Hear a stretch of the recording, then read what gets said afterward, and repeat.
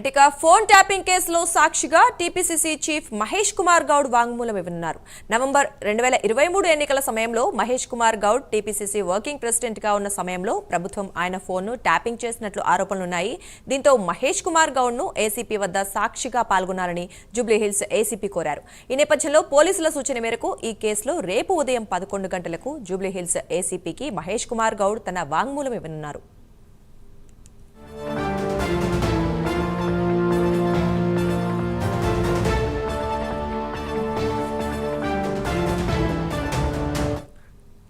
ఈ విషయం గురించి మరింత సమాచారం మా కరెస్పాండెంట్ అజీం లైవ్ లో అందిస్తారు. అజీం, చెప్పండి.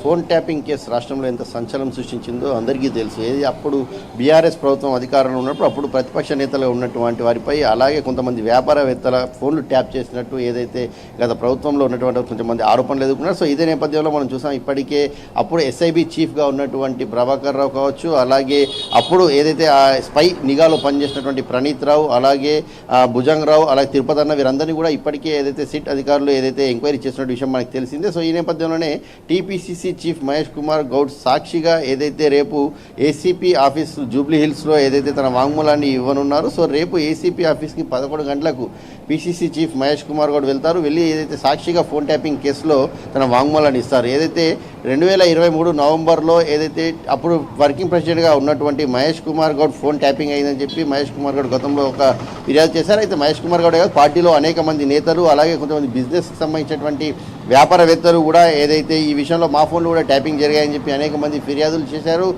పోలీసుల ముందు కూడా ఏదైతే ఫిర్యాదులు కూడా ఇవ్వడం కూడా చేశారు. ఇదే నేపథ్యంలో ఇప్పటికే ఏదైతే ఎంక్వైరీ జరుగుతుంది, ఏదైతే ఫోన్ ట్యాపింగ్ కేసుకు సంబంధించి ఇప్పటికే ప్రభాకర్ రావు, అలాగే తిరుపతి అన్న, అలాగే ఏదైతే ఒక మీడియా సంస్థకు ప్రతినిధికి సంబంధించిన శ్రవణ్ రావు, వీళ్ళందరిపై ఏదైతే ఇప్పటికే విచారణ కూడా కొనసాగుతుంది. గత 3 రోజుల నుంచి కూడా మనం చూసాం, ఇప్పటికే ఎస్ఐబి మాజీ చీఫ్గా ఉన్నటువంటి ప్రభాకర్ రావుపై ఏదైతే విచారణ కొనసాగుతున్నాం. సో ఈ నేపథ్యంలో సాక్షులకు సంబంధించిన వాంగ్మూలం కూడా తీసుకోవడానికి కూడా ఏదైతే పోలీసులు సిద్ధమయ్యారో, ఇందులో భాగంగానే ఏదైతే పీసీసీ చీఫ్గా ఉన్నటువంటి మహేష్ కుమార్ గౌడ్ వాంగ్మూలాన్ని రేపు సాక్షిగా ఏసీబీ జూబ్లీహిల్స్లోని ఏసీపీ ఆఫీస్లో ఏదైతే 11 గంటలకు రావాలని చెప్పి పిలుపుచ్చినట్టు తెలిసింది. సో ఈ నేపథ్యంలో 11 గంటలకు ఏసీపీ ఆఫీస్కి వెళ్ళి ఏదైతే సాక్షిగా తన వాంగ్మూలాన్ని ఇవ్వాలని చెప్పి ఏదైతే మహేష్ కుమార్ గౌడ్ నిర్ణయించుకున్నారు. సో ఈ నేపథ్యంలో రేపు 11 గంటలకు ఏసీపీ ఆఫీస్కి బంజారాహిల్స్లో ఏదైతే మహేష్ కుమార్ గౌడ్ వెళ్తారు. సో మహేష్ కుమార్ గౌడ్తో పాటు మరికొందరిని కూడా పిలిచేటువంటి అవకాశం ఉంది అని చెప్పి తెలుస్తుంది. ఎందుకంటే సాక్షులుగా వాంగ్మూలం తీసుకోవాల్సిన అవసరం ఉంది. ఎందుకంటే ఫోన్ ట్యాపింగ్ కేసు రాష్ట్రంలో ఎంతో మందికి సంబంధించినటువంటి ప్రైవేట్ ఇష్యూస్ని ఏదైతే అప్పుడు ఉన్నటువంటి వారు ఏదైతే ఫోన్ ట్యాపింగ్ చేసి విన్నారని చెప్పి ఏదైతే ఆరోపణలు ఎదుర్కొంటారో, సో ఈ నేపథ్యంలో అందరి విచారణ కూడా పూర్తయినట్టు